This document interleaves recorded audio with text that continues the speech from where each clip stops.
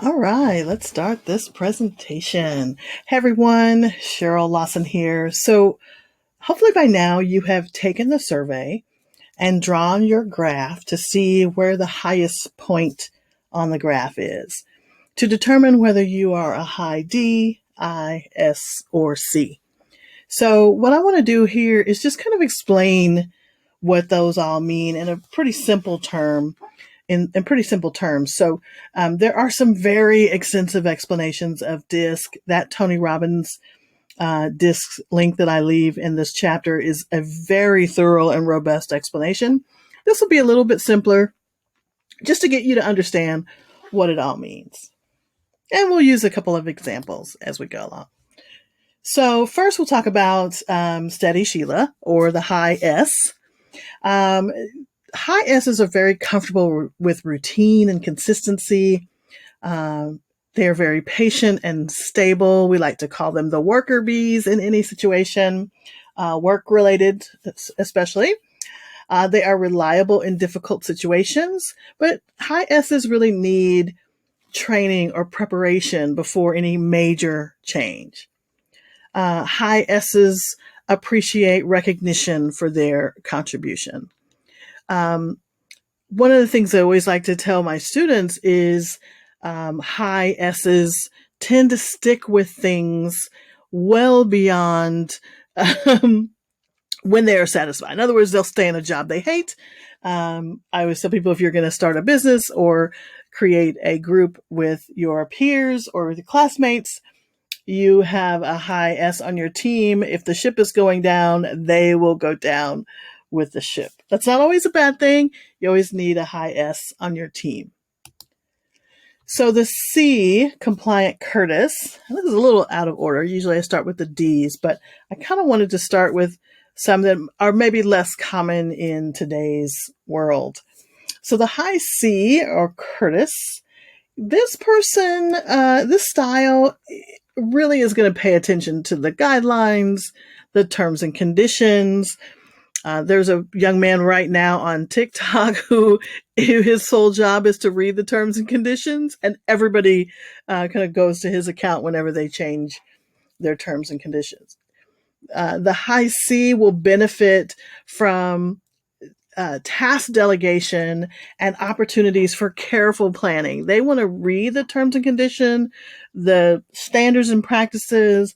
They want to make sure that they know the rules and the instructions first. If you're submitting a proposal for social media RFP, you definitely want a high C on your team, because they are going to read exactly what is required from that RFP. High C's will need other people, or they'll need to actually develop tolerance for conflict and being around other people. So the high D, a lot of us know the high Ds. Sometimes they're referred to as kind of type A personalities. The high D is focused on achieving goals quickly and efficiently. They like to motivate others to take action. The high D will need colleagues who can weigh the pros and cons and calculate the risks. They're not necessarily going to be calculating, should we do this? What are the outcomes? Somebody else needs to do that, because they are the go forward and get it done kind of folks.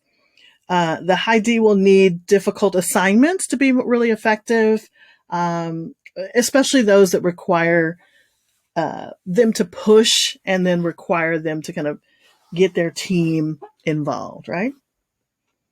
Usually leaders, a lot of bosses are high Ds.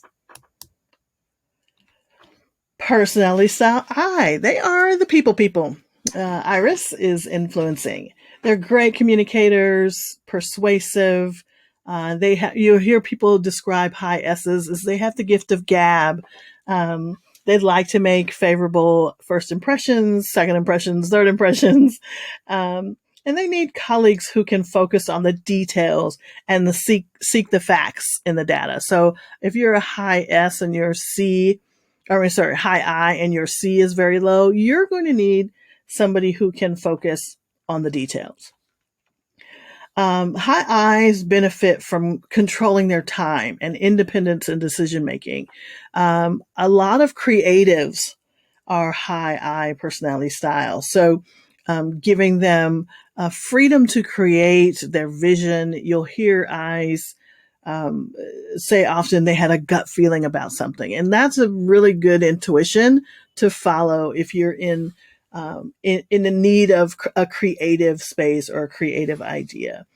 It might also benefit you to give the high I the deadline a little sooner than the deadline actually is. So think about when you took the survey. I didn't ask you, or you weren't asked in the text, to think about yourself from a work perspective or school perspective or at home, because we all can be all of these kind of behavioral styles or personality styles at any given time, depending on what the circumstances are. So what I wanted you to do is just really think about these in terms of where you go or where someone you're trying to communicate with goes when they are in their most stressed or when they are in their most comfortable, or where how the situation needs to be in order for them to proceed and succeed in whatever project that you might be working on. So absolutely, you can be all things. So if you agree or don't agree with where you fell in this quiz, think about it again in terms of one or the other, how you are at home, how you are at work. And then start to think about the people around you and see if you can identify some of those. You can always look at how other people like to communicate, right? And I think the golden rule is treat somebody how you want to be treated. But really, people want to be communicated with in the style that they prefer. They want to be treated in the style and preference that they want to be communicated in. So whether you're talking about your customer persona or which style you're going to communicate on a social media platform, and you'll read a little bit more about like which social media platforms would work with each style here in a little bit. But you don't necessarily want to stereotype people based on this, but you want to make sure that you understand if you're in a group setting, for example, and somebody is kind of going off and being social first, like everybody, beginning the meeting and everybody's talking about their weekend and it's frustrating somebody else. Just understand you probably have some high I's in the room and you probably have a couple of high D's or C's who are just not into that kind of social stuff first. They want to get in and get the job done. And if you're high C, get the job done per the specs.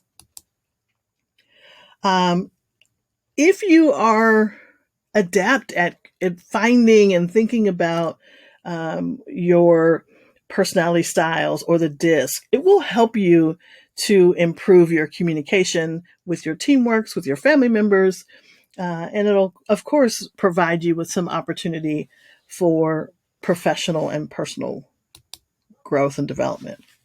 So let's look at the DISC styles in a little story that I like to use in my class. So let's say you're going to ask for a raise and your boss is one of these. So if your boss is a high D, you want to get in, get out, nobody gets hurt, right? You want to go in with the facts, how much you've worked on a particular project or in that particular time frame. What are your successes? Have them written down that you can hand to them. Your successes, more than likely have them in chart form or in photo or imagery, because they don't have time to read a lot of stats and specifics. So don't go in with any small talk. Go in specific with how you have been successful in this term and why you believe that you deserve the raise. The high I, if your boss is a high I, you might go in and see a photo from their vacation or their dog, and you want to ask social questions. Oh my goodness, you went to Puerto Rico on vacation. What beaches did you go to? Did you eat at XYZ restaurant? Or what was your favorite thing about your trip to Puerto Rico, and get them talking about in a social setting and make them comfortable with you in that respect. And then you can get into the details of you asking for a raise. If your boss is a high S, you might want to also include their participation in your success. Right? Give them a little bit of praise and talk about how working together with your boss on projects or in this quarter or in the year has made you better, and how you have succeeded by being a part of their team. And then if the person is a high C, you want to come in with with facts, very similar to the D, but you want to have charts. You want to have improvements, percentages. You want to make sure that whatever your job description and points for your position are really spelled out, so that you can present that to them with facts and details, and then leave it with them to peruse after you have finished your meeting. And that's really, hypothetical, but it really does work when you're trying to communicate with other people and knowing their styles. We had a young lady in our spring 2023 class who the results of the survey said that she was a high S, and she immediately recognized that she was in fact in a job that she no longer liked, saw another position that she was qualified for within the same organization, applied for it, and got the job, actually between the classes. And so I was very proud of her for recognizing that. And you can do that too. So just a little fun demonstration I like to do in class. And it's, if something were to happen in the office per se, let's say there's a little conflict that starts in the office, and there's a fight or an argument out in the bullpen or in the kind of common area. The high D would come in and like, hey, what's going on here? How can we resolve this, and really seek to have a resolution to the situation and squash it immediately. The high I might use humor to try to diffuse it, or they might start gossiping and, oh my God, did you hear what so-and-so said, to the rest of the office. The high S will seek to avoid but maintain the peace. Everybody just calm down. Can't we all get along? We need to get back to what we're doing. This is not a great thing to do. The high C would stand up, go to the door, and close it. All right. I know this says they would try to come up with a logic solution, but the C does not like conflict or drama. So more than likely, they would just close their door until it's all over. All right, that's all I have for the disc, at least to explain the different styles. Later in this chapter, you're going to see where we want to connect, like which style would be great for which social media platform. And I'll let you work on that as you continue to create your personas and your social media strategy for this class. If you enjoyed this and you're enjoying the book, you can scan that QR code and buy me a cup of tea or just say hello. Alrighty. Thanks, everybody.